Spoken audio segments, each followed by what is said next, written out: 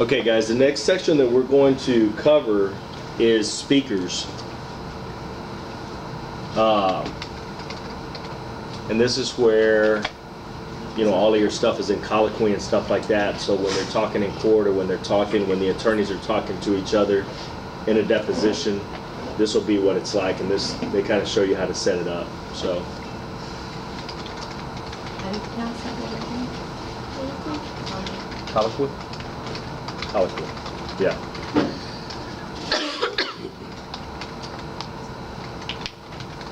Let's see how braces are used for special text within dictionary entries. Eclipse dictionary entries use braces to surround text that must not be inserted literally. This includes paragraph symbols, punctuation marks, prefixes, suffixes, and other entries that you don't necessarily make every day. The Globaling and Dictionary Entries dialogues offer help for creating special entries. You can either press Ctrl-E or drop down the list. Where entries require you to type, as in the case of a suffix, your cursor is automatically positioned at the spot where you need to type text. While globaling, you can use shortcuts to insert symbols for paragraphs or punctuation. Thus, F2 opens the speaker list so you can choose a name that's already there, or insert a new one. F3 inserts the symbol for a question, and F4 an answer. To insert the symbol for a comma, press Control comma. Likewise, Control period. For a quick question mark, press Control slash. There's also Control semicolon and Control colon, which would involve the Shift key. Control tilde inserts the symbol for a lock space. However, if you have an entire phrase whose words you want to keep together, you can use the lock button. Press the lock button again, and you'll get hyphens. Press it a third time to get back to regular spaces. It's a bunch of shortcuts, but it can really save you time. I thought we covered that on right? Good. Yeah. Just so you know, I got an alert on my phone, breaking news and everything. There's been another shooting at Fort Hood. So one person's dead already, 4 people are injured.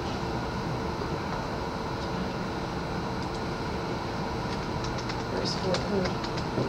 Colleen. Yeah, Colleen. I just get on. Okay, guys. Did y'all understand everything in there? I mean, it's pretty self-explanatory. I don't know if I don't think we covered this one yet. Not this hard. Yeah. I think it was under something else.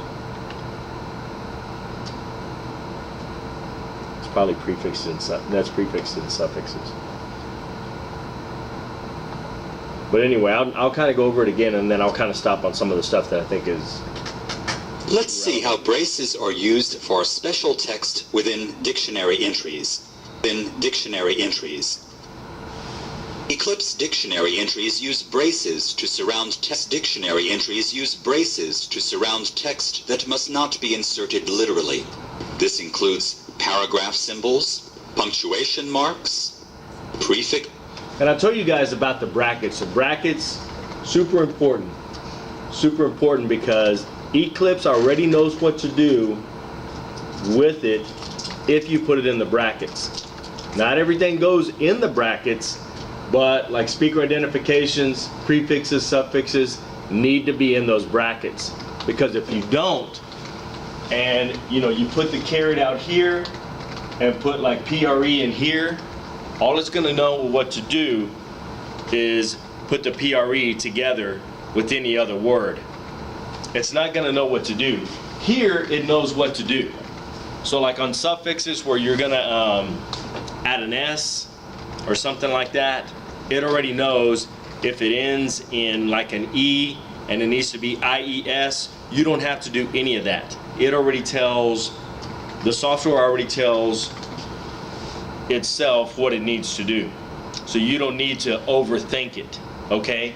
When you put it in there correctly, okay? So, David, Yeah. in regards to that command, in order for the command to be executed, you have to have it in the parentheses. Yeah, in the brackets. Has to be inside the parentheses? Yeah. Okay, gotcha. But, I mean, you have to be careful because not everything is going to go in there.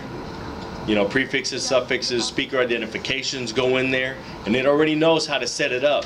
It already knows to tab over, to come over, and to put it into colloquy with the brackets. If it's not in the brackets, then it doesn't know, and it's going to use it as like a fixed line. So you're going to have, you know, your speaker identification, you know, way over here instead of here, where it's supposed to be. Oh, okay, so I got you. So in other words, it's not gonna be lined up correctly? Yeah, it knows what to do already. Yeah. When you do it correctly with the certain things. Okay, thank you. Prefixes, suffixes, and other entries that you don't necessarily make every day. The Globaling and Dictionary Entries dialogues offer help for creating special entries. You can either press Control-E or drop down the list. This is really important, guys, and I don't know that I covered this enough last week or a couple of weeks ago when we covered this, but this is really neat because if you ever forget how to do something, it tells you right here in the special entries drop down. So when you global something, it's going to give you this little box right here, this blue little box. Well, that's where your main dictionary, trash dictionary, job dictionary, and your special entries is.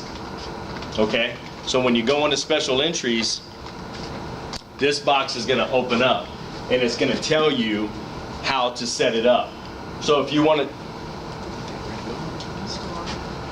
so if you know, you forget how to do like a prefix or a suffix, that's how you do it. Where the X is, that's where your prefix goes, and then the little caret, but you notice that it has the brackets on it. Very important that you put those brackets in there. For speakers, it's going to be this. So it's going to be the bracket, capital S, colon, whatever you want it to be. And usually, like your speaker identifications, you want it to be like attorney 1, attorney 2, attorney 3, 4, the court, you know, stuff like that. You don't want it to be Mr. Smith, Mr. Jackson, Mr. Gonzalez, because you don't know if you're going to have that person all the time. So you don't want it in your main dictionary, because you can global it for that job and use it in a job dictionary, not your main dictionary. Okay? So it tells you, you know, how to do all of this stuff. How to get a fixed line, parenthetical, a centered, you know, all of that stuff. So when you want to define it as that, you know, you can do it. You can do bold, italics, normal, paragraph type, print command. You know, so if you ever forget, you can really kind of go into that. And it's E in the when you global something. I want to back it up just a bit and I'll show you. Entries. You can either press Right here. So when you global something, like you just globaled ER, it brings up this box right here. Okay? You come over here where it usually says 99 times out of 100, it's going to say M, because it thinks you're going to want to put it in your main dictionary. It always anticipates that you're going to put it in your main. You don't have to. Control M, Control T, Control E. All of these things bring up these different entries. Yeah. I have a question about the trash dictionary, I Yeah. guess. Say you're doing a transcript and you misstroke one word and you want to switch it to, you know, a correct word, but only one time, where you wouldn't put it even in your job dictionary because you aren't going to want it to change all the other times it's Yeah. said in there. Is that a case where you'd put it in the trash dictionary? If it's something that's not going to change throughout the whole document, then yes. Okay. So it's something that you probably did that one time. Yeah. And it's like, yeah, I'll use it, but I don't really need it in my job dictionary, because if I ever read this job dictionary into something else, I don't want it to read it as that. Yeah. Because I kind of did it another way. So And it won't do that. Under the trash, it won't do it. Under the job dictionary, it will read it. You know, and it will know that if you read it with another job dictionary, another job, and you use that dictionary to put it in that job, then it's going to know. Any questions so far?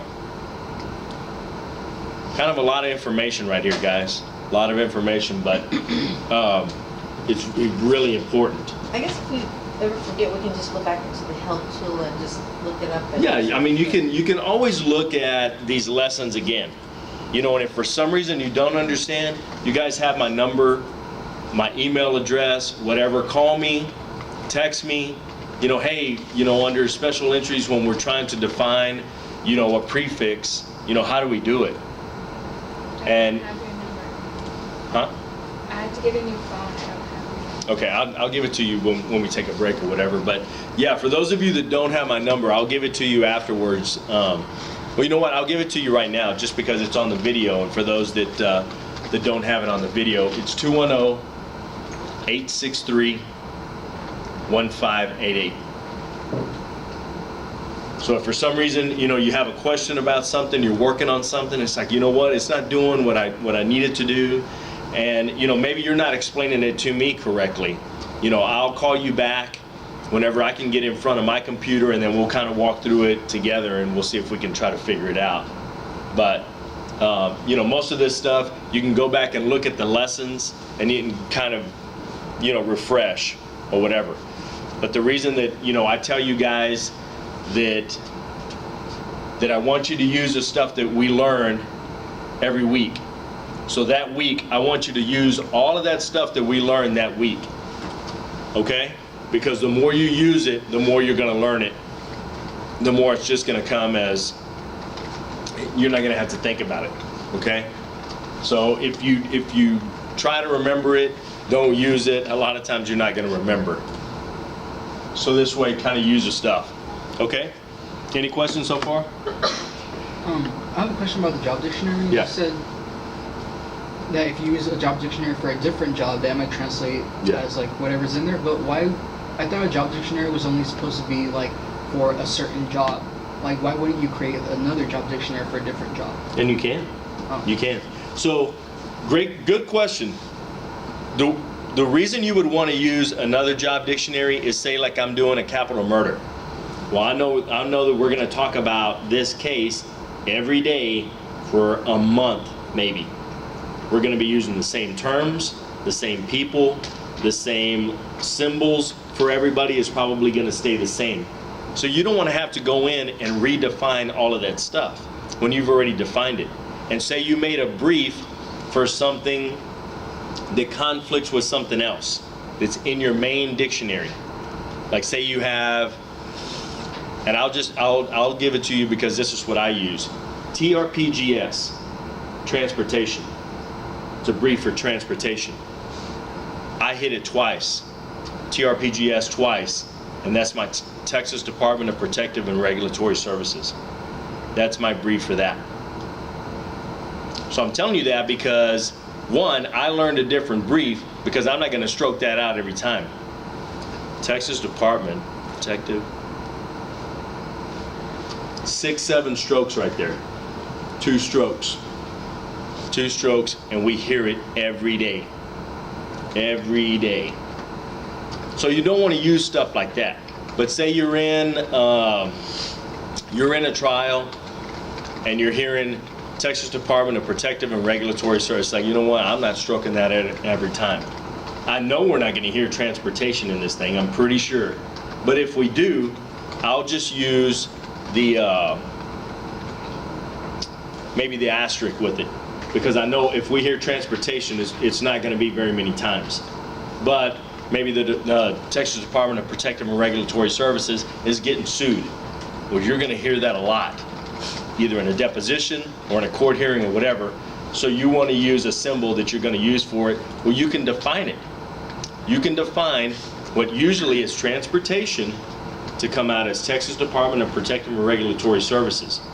I don't want to put that in my main dictionary because it's my transportation. You know, it's my brief for transportation.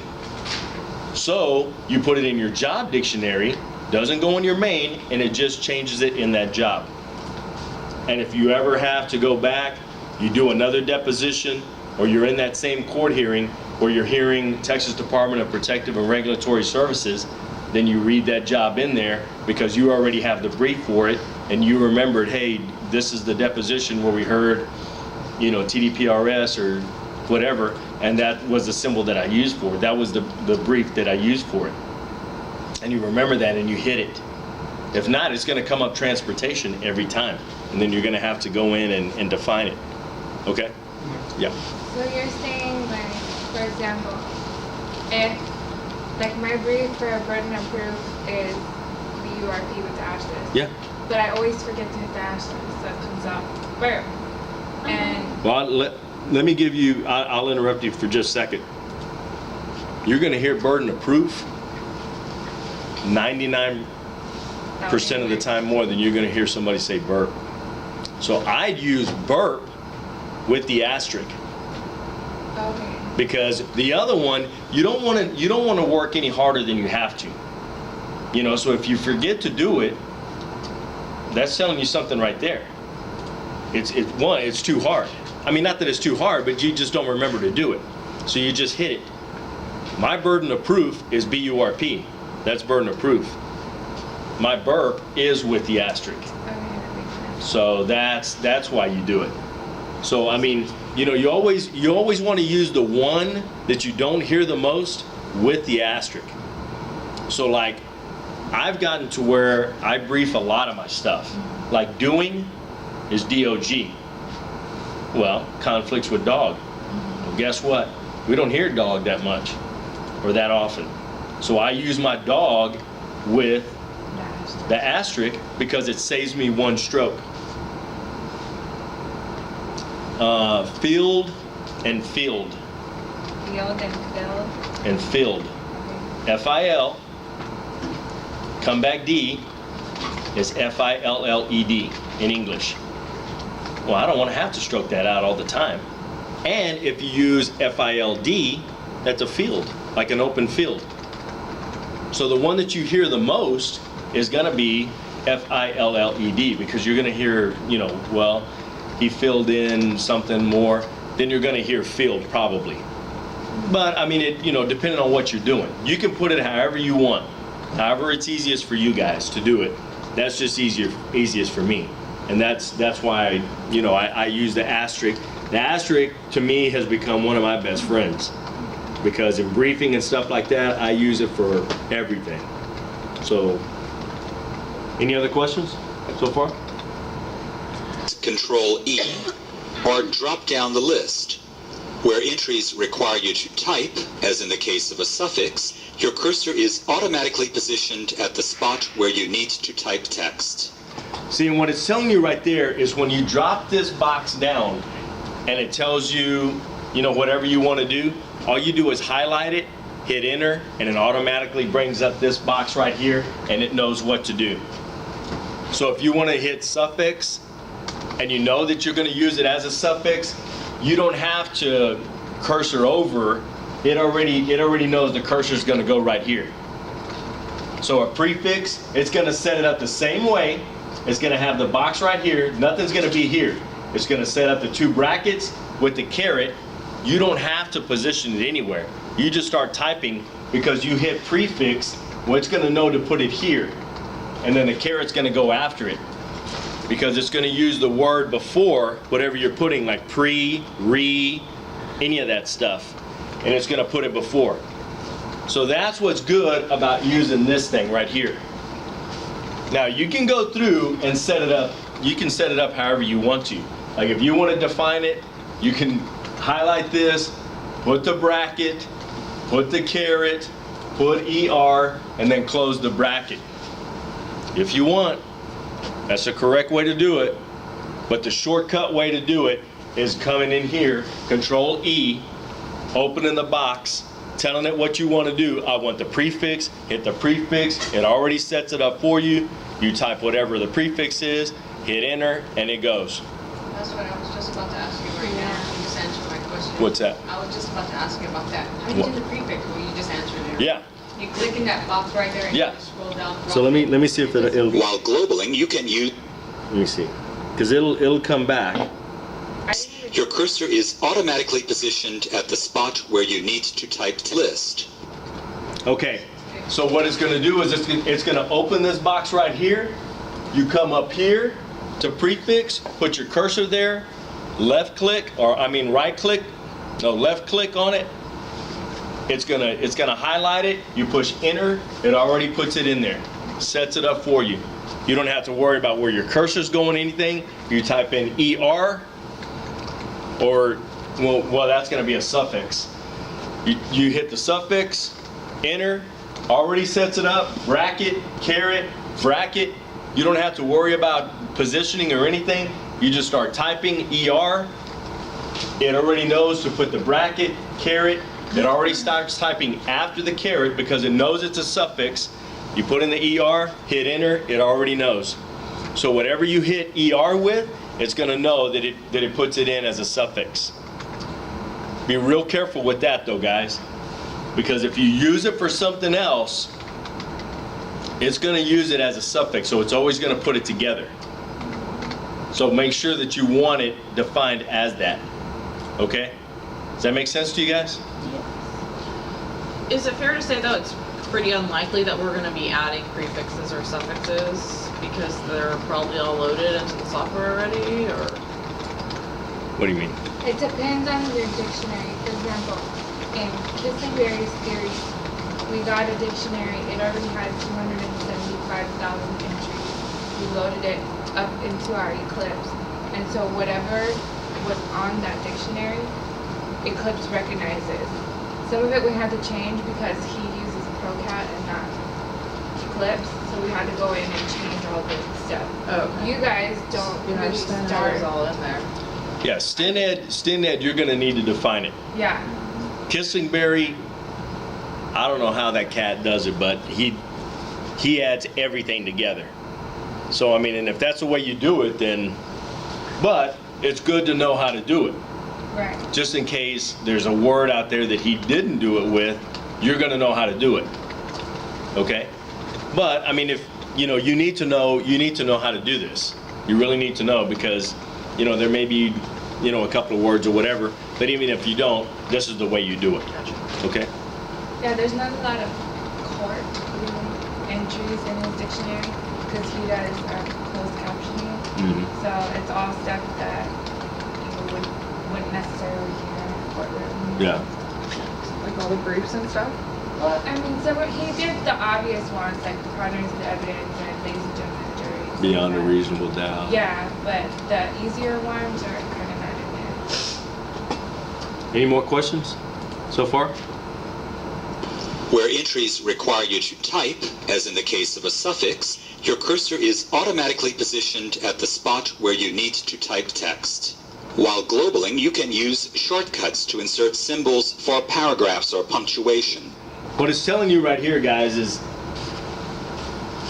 this is your symbol for one of your speaker identifications. That's what they'll teach you.